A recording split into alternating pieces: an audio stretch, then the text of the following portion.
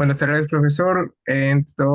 Buenas noches. Venimos a exponer sobre las dificultades de aprendizaje que surgieron durante las clases virtuales durante el transcurso de la pandemia.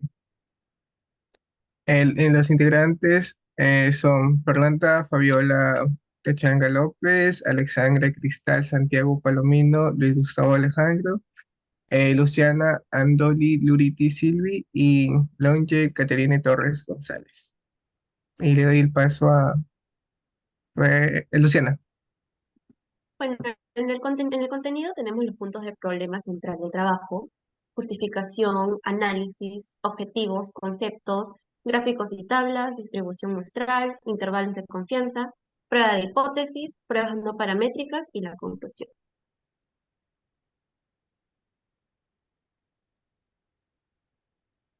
En el problema central del trabajo nos basamos en que en los últimos tiempos, con el inicio de la pandemia, las clases en diversas instituciones educativas cambiaron a la modalidad virtual.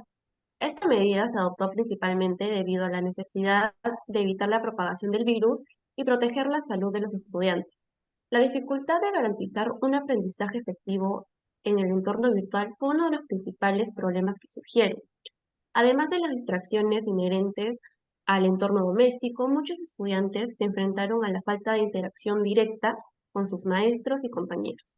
El deterioro de la calidad del aprendizaje ha sido el resultado de esta desconexión entre los estudiantes y el contenido educativo.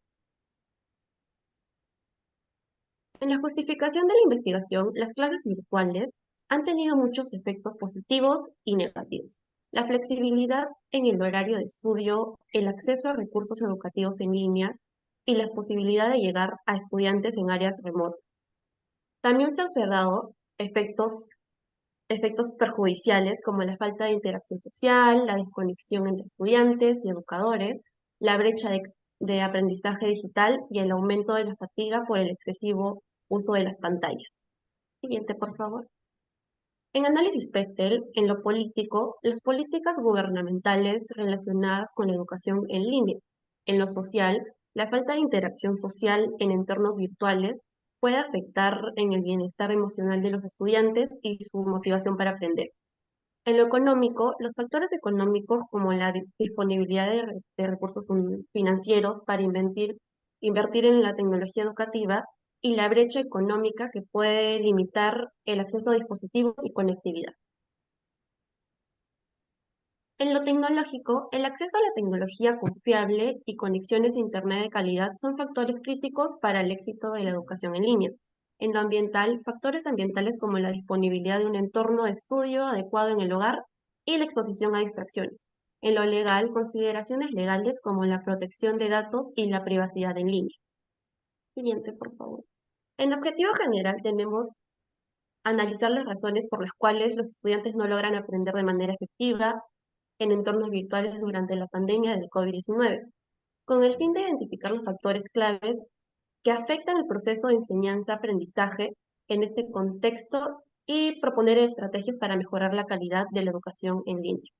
En los objetivos específicos tenemos identificar los desafíos y obstáculos que enfrentan los estudiantes al participar en la educación virtual durante la pandemia, explorar el impacto de los factores políticos, económicos, sociales, tecnológicos, ambientales y legales en la efectividad de la enseñanza en línea. También analizar la percepción y experiencia de los estudiantes, docentes y padres de familia con respecto a la educación virtual. En los conceptos estadísticos, como población tenemos a los alumnos de la Universidad UTP. De muestra se han tomado a 100 estudiantes de diferentes edades, principalmente aquellas que tienen 16 a 20 años, cuyas respuestas se encuentran en la data de las encuestas. Nuestro tipo de muestra, en este caso, hemos realizado una encuesta. Eh, bueno, eh, en el gráfico y tabla de estadística para la variable encuestadas hemos utilizado este tipo de formulario donde hemos pasado a diferentes estudiantes para que contesten. Gráficos, tablas, estadísticas por variable. Estos son los datos que nos han dado, que han sido 11 buenos, buenos solo 21, regular 34, malo 24 y muy malo solo 10. Y por el otro lado, el rendimiento académico, que es lo que habla sobre los porcentajes, el rendimiento, más, bueno, son las diferentes formas de gráficos y tablas que se han ido utilizando. Y la lluvia de ideas, aquí es el diagrama de Pareto. Observamos porque la mayoría de estudiantes no tuvieron el buen aprendizaje. Fue la falta de interacción directa, distracciones en el entorno doméstico, tecnología inadecuada o problemas de conectividad, estilos de aprendizaje diferentes y la falta de acciones de recursos tecnológicos. Y bueno, acá podemos ver, ¿no? La falta de interacción directa, que fue 30, distracciones en el entorno doméstico, 26, tecnología inadecuada, 21, estilos de aprendizaje diferentes, 14, y falta de acceso de recursos, pues 9, llegando al 100%. Y abajo se ve la tabla de Lin. Y por las medidas de tendencia central y dispersión, con las medidas tendencia central con la media, mediana y moda. Pues la media es para calcular la media, se suman todos los valores de un conjunto de datos y luego se dividen en la suma de números de total de valores.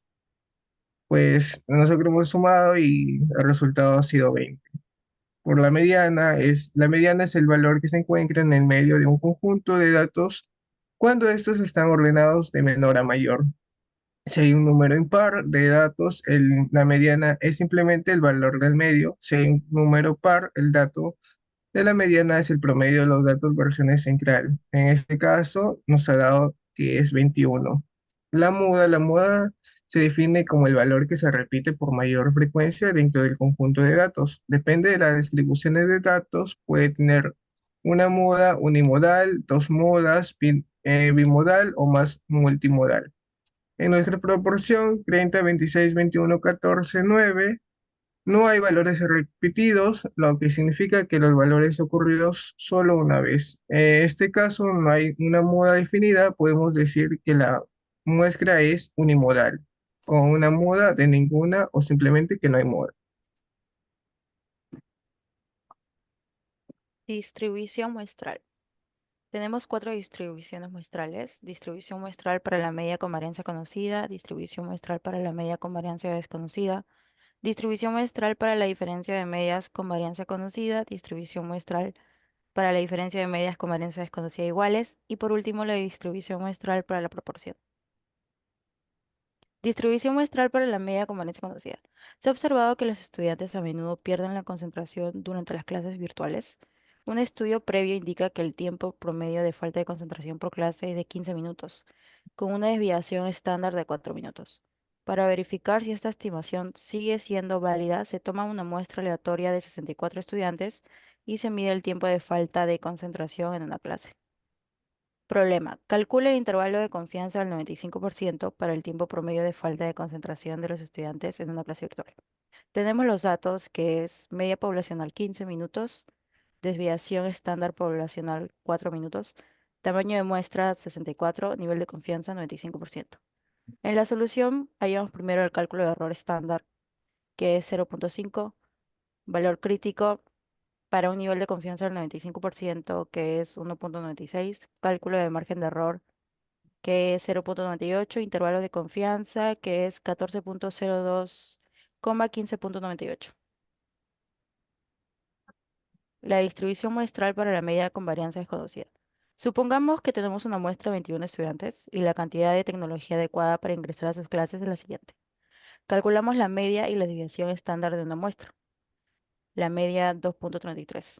Para calcular la desviación estándar, primero necesitamos calcular la suma de los cuadros de las diferencias entre cada valor y la media. Luego dividir n-1 y finalmente tomar la raíz cuadrada. Sale 0.917. Ahora necesitamos encontrar el valor crítico. Supongamos que queremos un nivel de confianza de 95%, lo que significa que alfa es igual a 0.05. Como muestra tiene 21 elementos, los grados de libertad son 20. Ahora podemos calcular el intervalo de confianza para la media de cantidad de tecnología adecuada para ingresar a las clases. La distribución muestral para la diferencia de medidas con varianza conocida. Agregamos valores. Falta de interacción directa 5, distracciones en el entorno doméstico 4, tecnología inadecuada o problemas de conectividad 3, estilo de aprendizaje diferentes 2 y falta de acceso a recursos tecnológicos 1. Calculamos la media de cada grupo, que la falta de interacción directa es igual a 5, la distracción desde el entorno doméstico 4, tecnología inadecuada o problemas de conectividad 3, estilos de aprendizaje diferentes 2, falta de acceso a recursos tecnológicos 1. Y calculamos la diferencia de media entre los grupos. Diferencia de media entre falta de interacción directa y distracciones en el entorno doméstico. Nos sale 1. Diferencia de medias entre falta de interacción directa y tecnología inadecuada o problemas de conectividad 2. Diferencia de medias entre la falta de interacción directa y estilos de aprendizaje diferentes 3. Y diferencia de medias entre la falta de interacción directa y la falta de acceso a recursos tecnológicos 4. La distribución muestral para la diferencia de medias con varianza desconocida iguales. Vamos a asignar dos grupos, grupo A, grupo B. En el grupo A, los estudiantes bajo la influencia de la falta de interacción directa, distracciones en el entorno doméstico y tecnología inadecuada o problemas de conectividad. Y en el grupo B, los estudiantes bajo la influencia de estilos de aprendizaje diferentes y falta de acceso a recursos tecnológicos. Ahora asignaremos las medias de cada grupo según los datos proporcionados. En la media del grupo A, es 25,67 y en la media del grupo B 11,5. La diferencia de las medias sería media del grupo A menos media del grupo B y es 25 menos 67 menos 1,5. En totalidad la diferencia de medias viene a ser 14,17. Distribución muestral para la proporción. Supongamos que estamos comparando dos grupos de estudiantes en cuanto al aprendizaje deficiente en clases virtuales en una universidad. Se ha determinado que el 65% de los estudiantes de primer año experimentan un aprendizaje deficiente, mientras que el 55% de los estudiantes de segundo año enfrentan el mismo problema. Si tomamos la muestra de 100 estudiantes de cada grupo, ¿cuál es la probabilidad de que la diferencia en la proporción de estudiantes con aprendizaje deficiente entre los dos grupos sea mayor que 0,10? Para resolver este problema usaremos la distribución muestral para la diferencia de proporciones. Los datos son proporción poblacional del primer grupo 0,65, proporcional poblacional del segundo grupo 0,55, tamaño de muestra del primer grupo 100, tamaño de muestra del segundo grupo 100. Hallamos la solución que es 0,0689, calculamos el valor que es 1,45 y luego determinamos la probabilidad utilizando la tabla Z. El valor de Z es 1,45. Corresponde a una probabilidad acumulada en la tabla Z. Buscamos el valor correspondiente y nos sale 0,0735. En conclusión, la probabilidad de que la diferencia en la proporción de estudiantes con aprendizaje deficiente entre los dos grupos sea mayor que 0,10 es aproximadamente de 7,35%. Bueno, en esta parte vamos a hablar sobre intervalos de confianza. En este tema vamos a tomar 4 puntos, que es el intervalo de confianza para la media con varianza conocida, el intervalo de confianza para media con varianza desconocida, intervalo de confianza para la diferencia de medias con varianza desconocida iguales. Y por último, que es el intervalo de confianza para la proporción. Siguiente, por favor. Aquí en el intervalo de confianza para la media con varianza conocida, nosotros hemos tomado este tema que es si la universidad quiere estimar la cantidad de promedio de horas de los estudiantes que pasan estudiando cada semana, entonces se toma una muestra aleatoria de 50 estudiantes. Y esto se encuentra en la media muestral de 20 horas, con una desviación estándar poblacional de 5 horas. Entonces acá nosotros debemos calcular el intervalo de confianza con el 95% para la media semanal de estudio de todos los estudiantes de la universidad. Entonces, como datos tenemos que el tamaño de la muestra es 50, la media muestral es de 20 horas, la desviación estándar poblacional es de 5 horas y un nivel de confianza de 95%.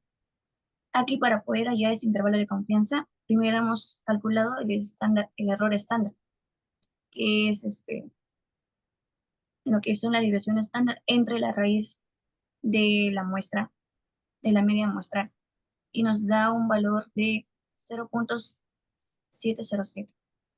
Aquí, para poder hallar el valor crítico del nivel de confianza en el 95%, hemos dado a Z un valor de 1.96. Entonces, multiplicando estos dos números, nos sale 1.385.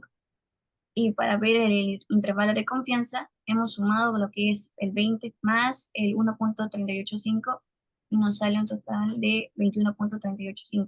Y ver la diferencia de estos dos, usamos 20 menos el 1.385, nos sale 18.615. Entonces, como conclusión, podemos decir que el intervalo de confianza para el 95% de la media semanal de estudio de todos los estudiantes es de 18.615 a 21.385 horas.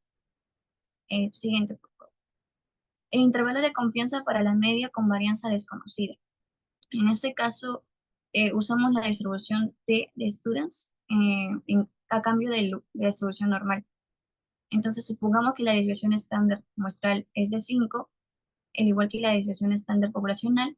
Entonces, tenemos como dato que el tamaño de la muestra es 50, la media muestral son de 20 horas, la desviación estándar de 5 horas y un nivel de confianza de 95%. Hacemos el mismo cálculo, donde nos sale 0.307.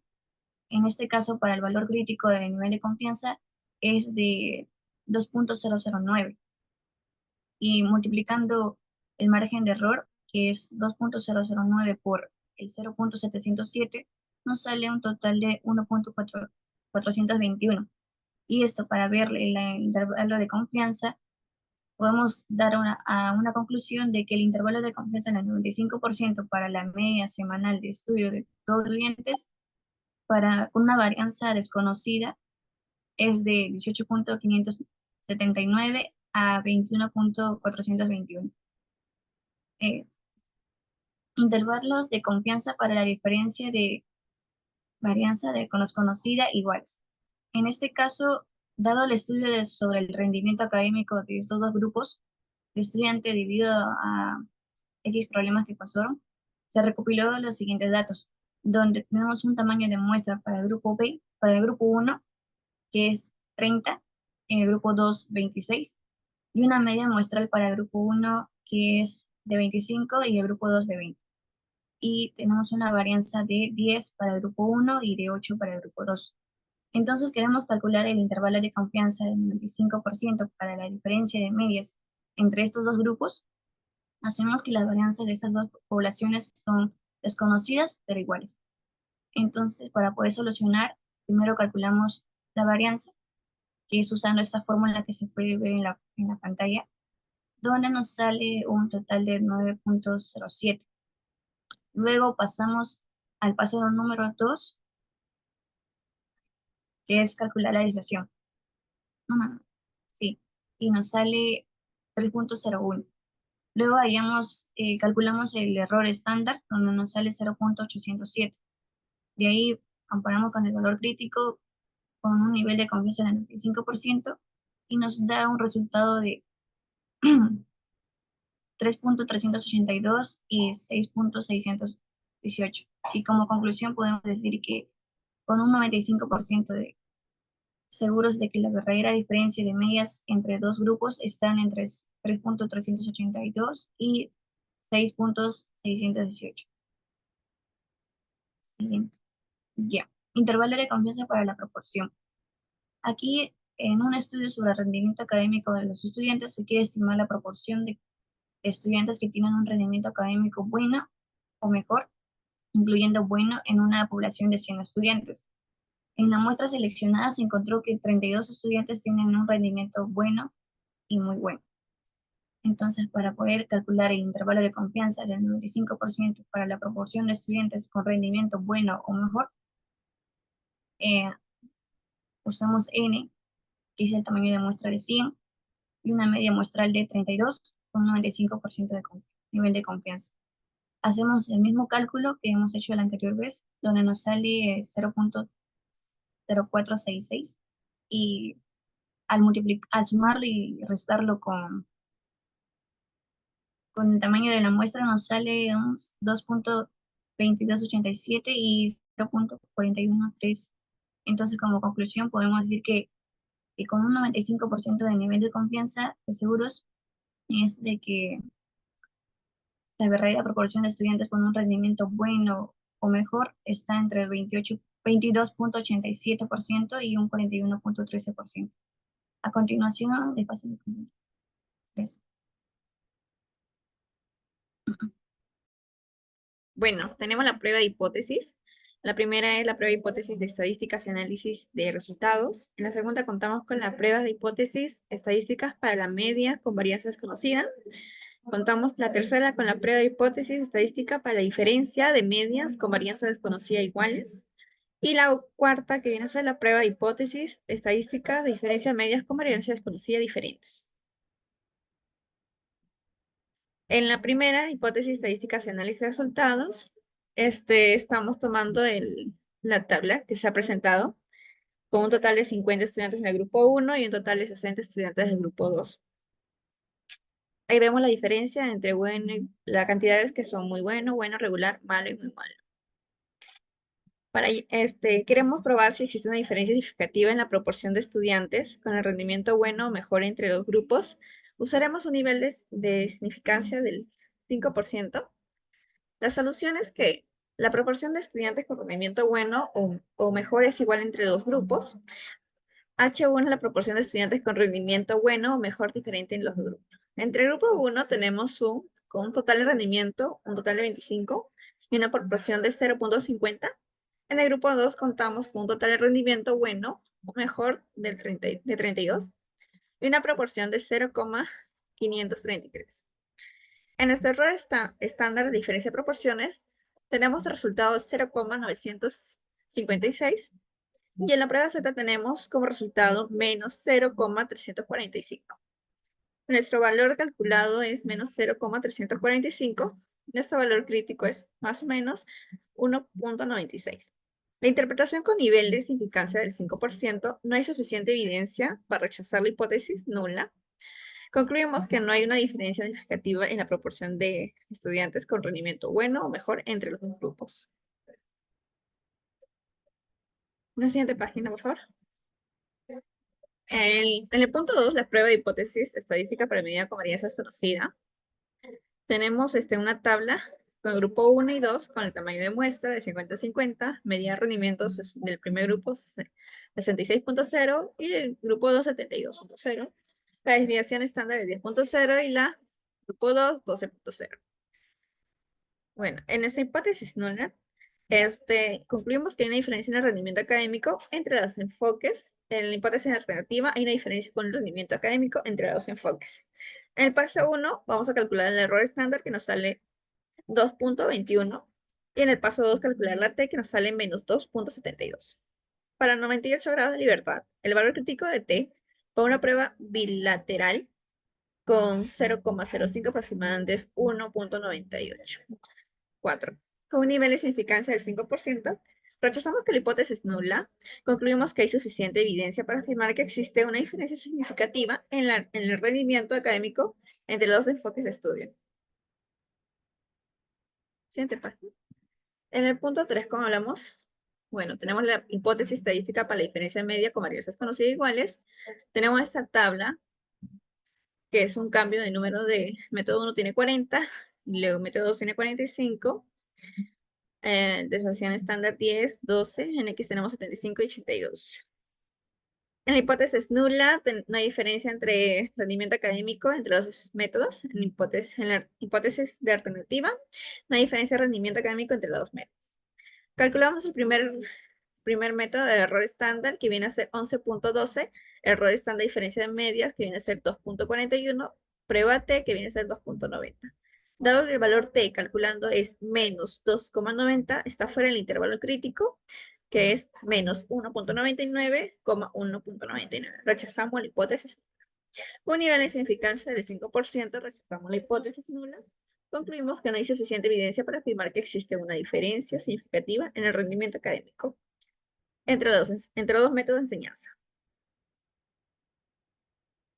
Entre la prueba de hipótesis estadística para la diferencia de medias con varianzas desconocidas diferentes.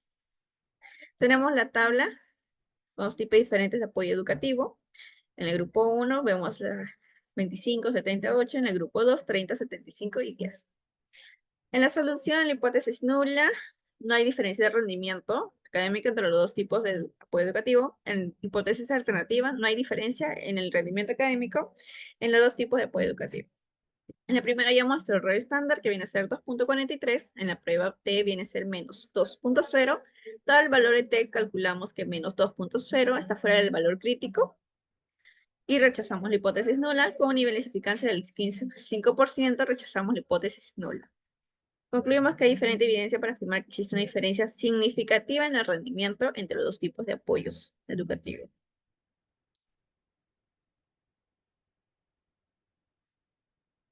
Ya, tenemos una quinta prueba de hipótesis estadística para la proporción. En este caso, deseamos probar una afirmación sobre la proporción de estudiantes universitarios, hombres que pasan menos de 8.5 horas día utilizando la tecnología de la información.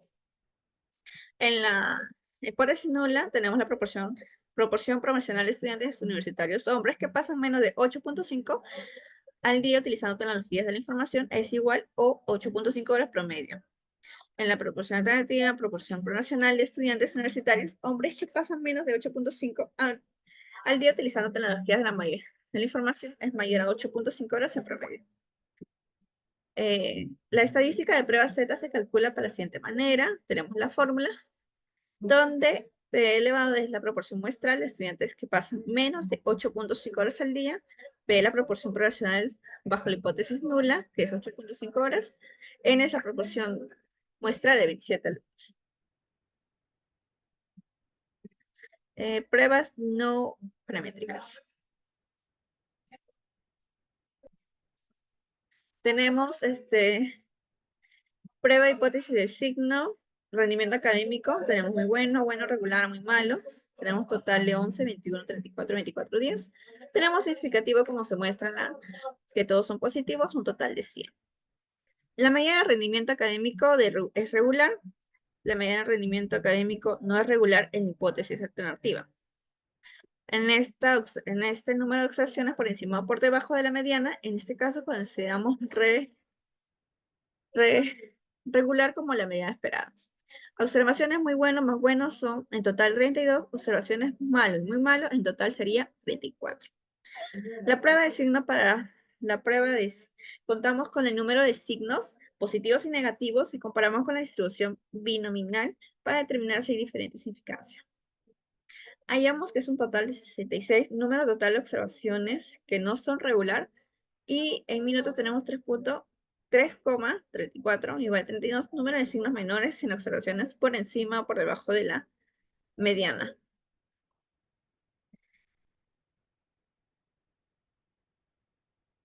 Las pruebas no paramétricas.